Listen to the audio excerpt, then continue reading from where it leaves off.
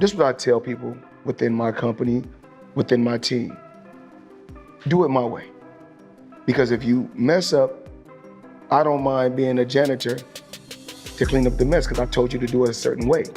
But if I tell you to do it a certain way and you do it your way and then mess up, I don't want to clean it up. Let's put the WBA lightweight champion in hot water over another alleged domestic incident.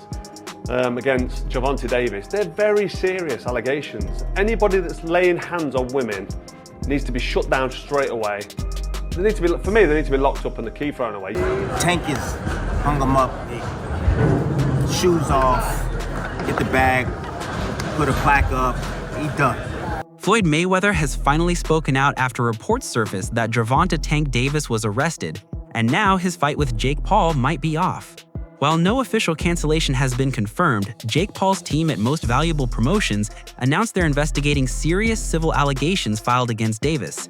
The organization says the inquiry began immediately after a lawsuit was filed in Miami-Dade County on October 30th, 2025. This fight is only 2.5 weeks from going on. November 14th is the date. We are supposed to think that Jake Paul and Gervonta Davis are going to be fighting on Netflix, but not so fast, my friend. There's another, yes, I said another domestic abuse allegation against Gervonta Davis, and that may either destroy, postpone, change. The lawsuit includes claims of battery and emotional distress, though no criminal charges have been filed yet.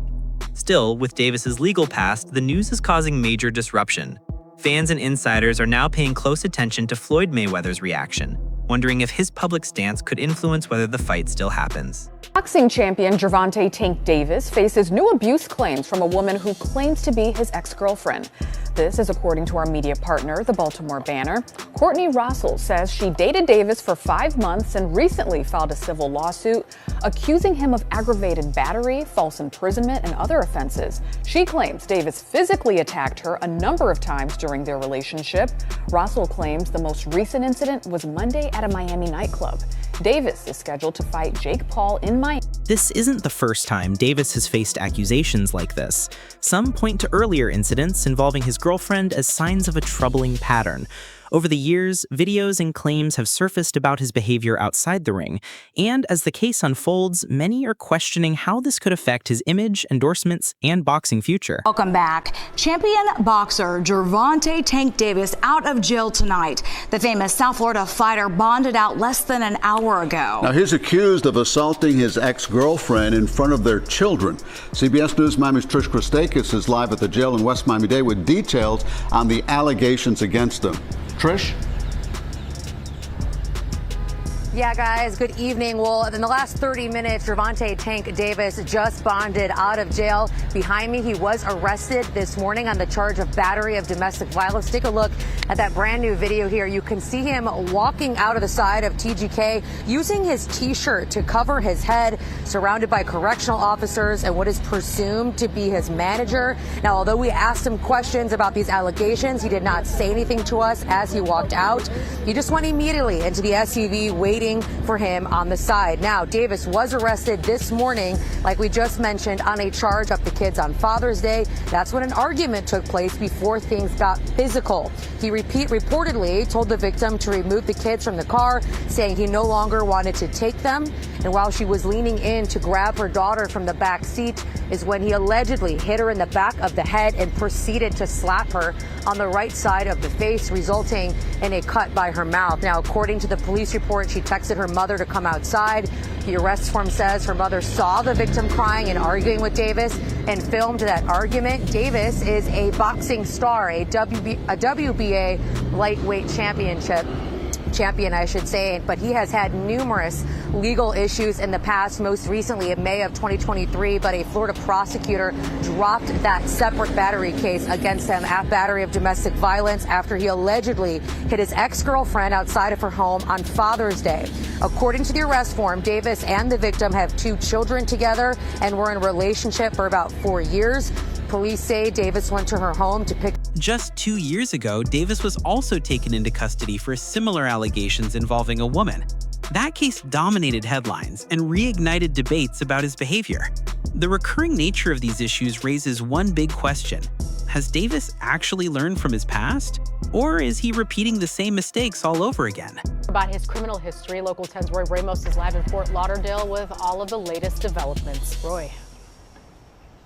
Sanella and Louie, and we just obtained the 911 calls made by this alleged victim, and in it you can hear her screaming to that dispatcher to send help because she is in fear for her life. Hey, Devontae, what do you have to say about the charges against you? No words from 28-year-old star boxer Gervonta Davis as he bonded out of the Broward County Jail Wednesday, a day after he was arrested for allegedly hitting a woman at his Parkland home. Did you punch that woman in the face? Davis facing a Broward County judge. Just 2 years ago, Davis was also taken into custody for similar allegations involving a woman. That case dominated headlines and reignited debates about his behavior. The recurring nature of these issues raises one big question. Has Davis actually learned from his past? Or is he repeating the same mistakes all over again? Gervonta Davis, at the minute, is in limbo. We don't know if the fight's going to be happening. I mean, I wasn't too excited about this fight anyway. I think it's a joke, but I'll get into that in a minute. So here's what we know so far.